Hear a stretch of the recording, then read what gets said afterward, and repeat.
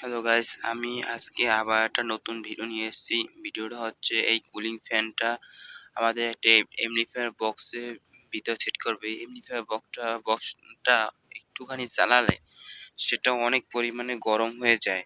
তাই এই কুলিং ফ্যানটা এটার ভিতরে সেট করব। সেটা এখন কিভাবে সেট করা যায় তাই দেখব। এই আমাদের ড্রাইভার নিয়ে এখন এই নাট চারটা খুলবো, খুলে তারপর এটা উপরে কেসিংটা উঠাবো।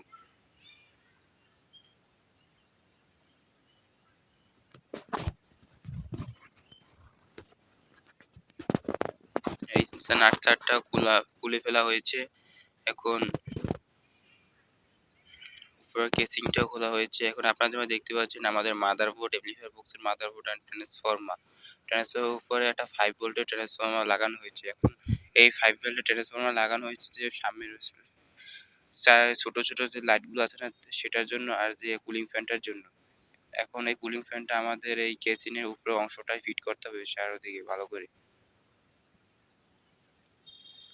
এই দেখতে পাচ্ছেন আমাদের ফিট করা হয়ে গেছে, গ্লু গাম দিয়ে ভালো করে ফিট করা হয়ে গেছে। এখন আমাদের এই কেসিংটা ফ্যানটার লাইন সুন্দরভাবে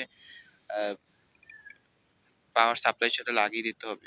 5 ভোল্টের যে ট্রান্সফরমারটা দেখতে পাচ্ছেন আমাদের, দেখতে পাচ্ছি এই যে মাইনাস প্লাস তার লাইনটা দেখানো হয়েছে, সেটা এখন ওই ফ্যানটার ভিতরে লাগানো হবে। দেখছেন আমাদের তারটা ছোট, তাই তারটা বড় করা লাগবে, তাই আমাদের আরটা জোড়া তার লাগানো হয়েছে।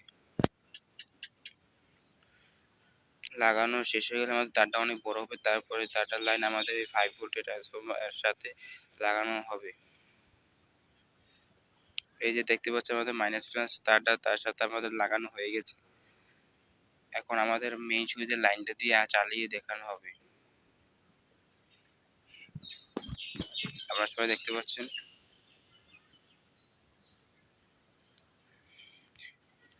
আর নিচে যে 12 ভোল্ট ট্রান্সফরমার শুধু সেটাই আমাদের মাদারবোর্ডের সাথে লাগানো হয়েছে।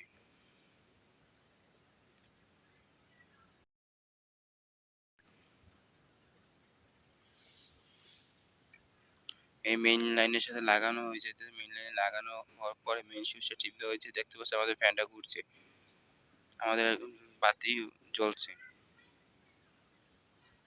ওকে গাইস, সুইচটা অফ করা হয়ে গেছে, এখন ফ্যানটা অফ হয়ে গেছে।